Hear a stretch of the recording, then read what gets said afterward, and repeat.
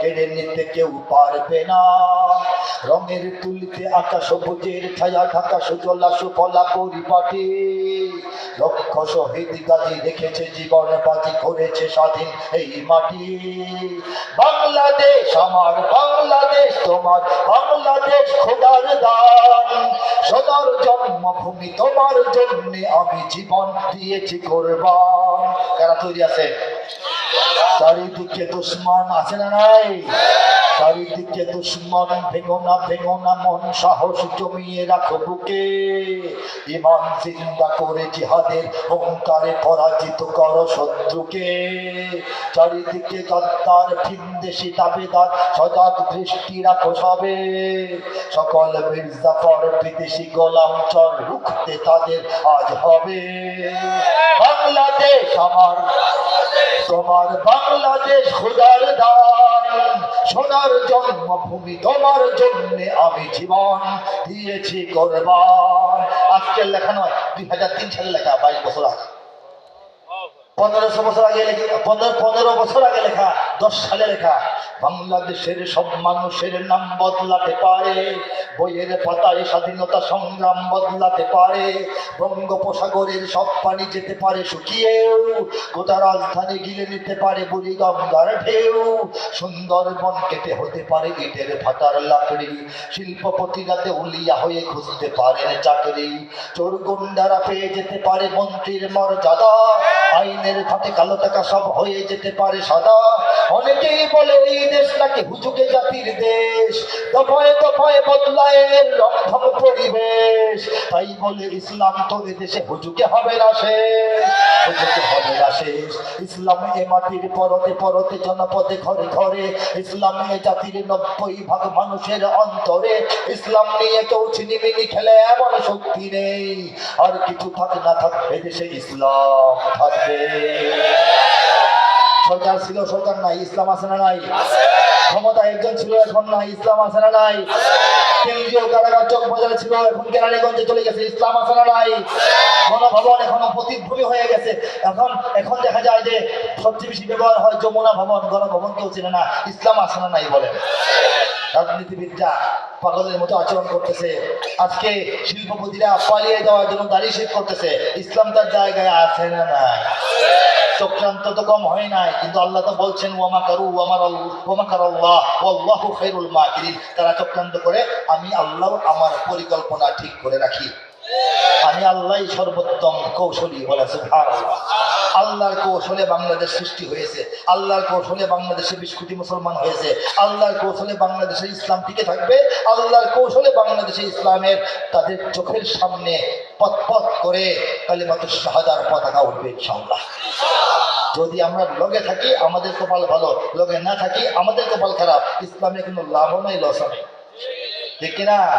ইসলাম আমাদের উপর নির্ভরশীল না। ইসলাম কার? আমরা পরীক্ষায় পাস করলে আমাদের লাভ, ফেল করলে আমাদের লস। আমরা কারা কারা ইসলামের সঙ্গে আছি? লিল্লাহি তাকবীর। আল্লাহ কবুল করুন। মানুষের সংখ্যা, শ্রোতার সংখ্যা কমেছে। রাত গভীর হলে মানুষকে বসায় রাখা কঠিন। কেন? কারণ এই মাহফিলে সবার খাওয়ার আয়োজন তো হয় না।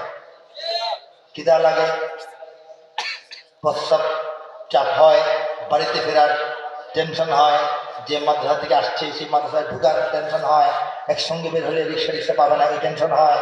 সব মিলে মানুষ কিছু কমে। একটা যৌবন কাল থাকে মাহফিলের 9টা থেকে 10টা 11টা, এর মধ্যে বক্তব্য দিলে যেতেও আরাম, শুনতেও আরাম।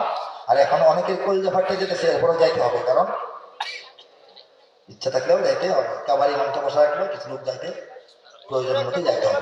কিন্তু আমি মাহফিল কম হইলেও বেশি হইলেও, লোক কম হইলেও বেশি হইলেও পুরাটা বয়ান করি, বলে সুবহানাল্লাহ। হযরত ইসমাইল শহীদ রহমতুল্লাহ আলাইহি, তিনি তুখোর বক্তা ছিলেন, অনল বর্ষী। তিনি বয়ান করতেছেন এক জায়গায়, লক্ষ লক্ষ লোক আসছে। বয়ান শেষ, মাহফিল ভেঙে গেছে, মানুষও যায়, উনিও যান, আছে না? বক্তাও যাচ্ছে, মানুষ যাচ্ছে। তখন এক বুড়া মানুষ লাঠি ভোট দিয়ে হাইটে আসে, ইসমাইল শহীদকে বলে যে হুজুর মাহফিল কি শেষ? ইসমাইল শহীদ বলেন যে হ্যাঁ শেষ। তো ইসমাইল শহীদ সবকে আসছিলেন? উনি বলেন জি আসছিলেন। ওনার বয়ান শুনছেন? জি শুনছি তো। হ্যাঁ, আমি তো এসে বসতে পারলাম না।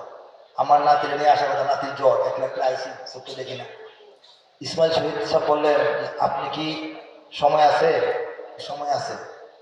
উনি নিজে বলতেছেন, আমি ইসমাইল শহীদের বয়ান শুনছি। কে বলতেছেন? ইসমাইল শহীদ বলতেছেন, আমি ওনার বয়ান পুরাটা শুনছি। আপনি সময় দিলে এক জায়গায় বসলে আমি পুরাটা শোনাতে পারবো। উনি কি কি বলে গেছেন? হ্যাঁ, অনেক কিছু বলে গেছেন। আপনি বসেন শুনে, মসজিদে বারান্দায় বসে এই বৃদ্ধ লোককে পুরাটা বয়ান উনি আবার করছেন, 2 ঘন্টার বয়ান। বুড়া মানুষ খুশি হয়েছে, ঠিক আছে না? মাহফিল ছোট হোক বড় হোক, সবগুলি কথা বললে যে মধ্যে ফজিলত বেশি, বরকত বেশি। আমি সর্বশেষ প্রান্তে চলে আসছি। আল কোরআনের কাব্যানুবাদ থেকে একটা পৃষ্ঠা শোনাচ্ছি। আউযু বিল্লাহি মিনাশ শাইতানির রাজীম। বিতাড়িত শয়তান থেকে চাই আল্লাহর আশ্রয়। বিতাড়িত শয়তান থেকে চাই আল্লাহর আশ্রয়। আল্লাহর নামে যিনি দয়াবান পরম করুণাময়। সাধারণত সূরা রহমানের কিছু অংশ শুনিয়ে থাকি, সেখান থেকে শোনাচ্ছি, সেখান থেকে আমি শোনানোর চেষ্টা করছি। শেষ পৃষ্ঠা। كأنهن الياقوت والمرجان فبأي آلاء ربكما تكذبان هل جزاء الإحسان إلا الإحسان فبأي آلاء ربكما تكذبان ومن دونهما جنتان فبأي آلاء ربكما تكذبان مدهامتان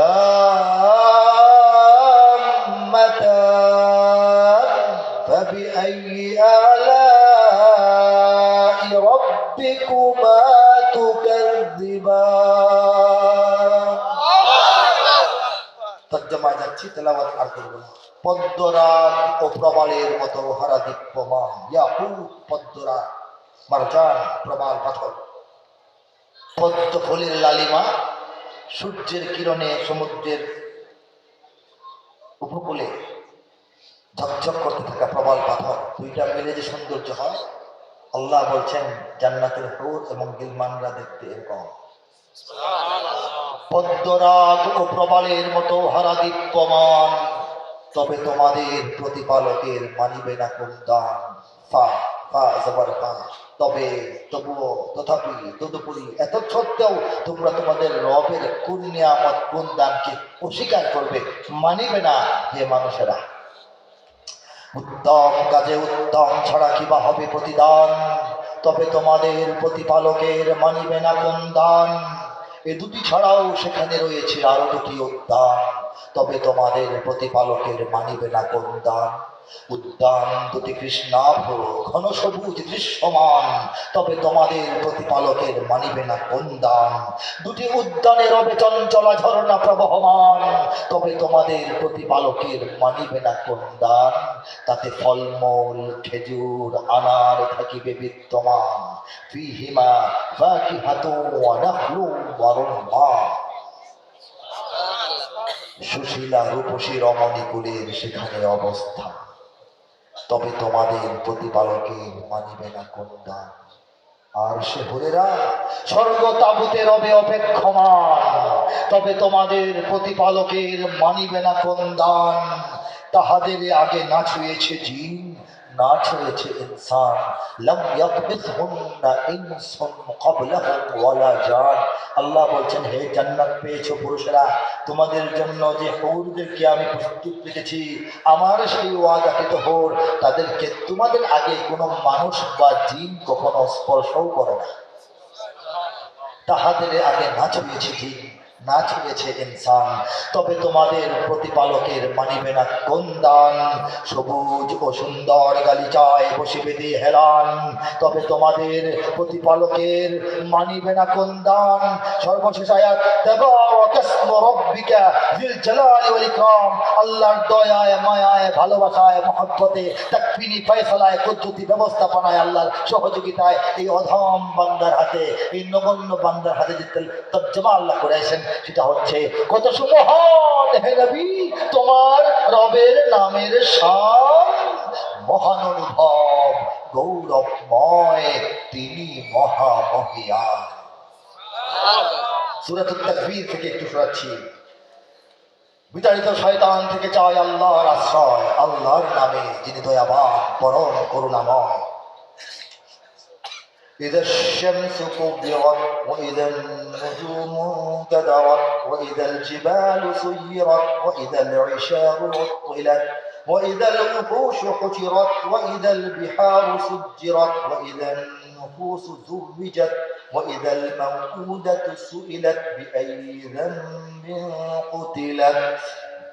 তেলাওয়াত এটুকুই, তর্জমা যাচ্ছে। যখন সূর্য গোটানো হইবে, হইবে নির্বাপিত, যখন তারারা আকাশ হইতে হইবে অধপতিত, যখন পাহাড় সমূহকে করা হইবে সঞ্চালিত, যখন পূর্ণ গর্ভা উষ্ট্রি হইবে উপেক্ষিত, যখন বন্য পশুদের করা হইবে একত্রিত, যখন সাগর সমূহকে করা হইবে উদ্বেলিত, যখন আত্মা হইবে শরীরে পুনঃসংযোজিত, জ্যান্ত প্রথিত কন্যাকে করা হইবে জিজ্ঞাসিত, কোন অপরাধে করা হয় তাকে হত্যা ও সমাহিত,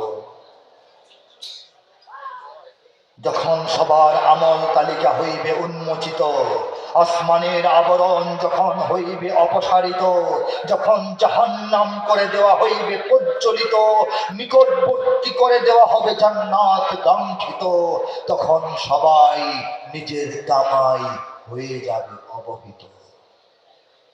শপথ সেসব তারাদের যারা পশ্চাতে ধাবমান, চলতে চলতে নভমণ্ডলে হয় অদৃশ্যমান। শপথ করছি রাতের যখন হয়ে যায় অবসান, শপথ ভোরের উদয় লগ্নে যখন তা পায় প্রাণ। এই তালে, এই মেলে, এই সৌন্দর্যে কোরআনের ৬,০০০-এর অধিক আয়াত, জটিল কঠিন সহজ সরল সব ধরনের রসিকমল্লা সহ সমস্ত আয়াতের তর্জমা এইভাবে আল্লাহ পাক করায়া সুন্দরভাবে শেষ করাই দিয়েছেন মাত্র ২৪০ দিনের কলম নিয়ে বসা মেহনতে। আল্লাহ কবুল করুন, নাজাতের সামান্য ওসিলা বানান, হেদায়েতের সামান্য জরিয়া বানান। আমিন।